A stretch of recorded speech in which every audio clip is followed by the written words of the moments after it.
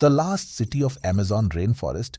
आज हम आपको ऐसे खतरनाक आदिवासी जनजाति से मिलाने वाले हैं जिन के पास जाना खतरे से खाली नहीं है। मोर्सी ट्राइब सरदान बॉर्डर में पाने वाली ये जनजाति सबसे खतरनाक माने जाते हैं। इनकी भाषा में मुशी का मतलब चांद होता है।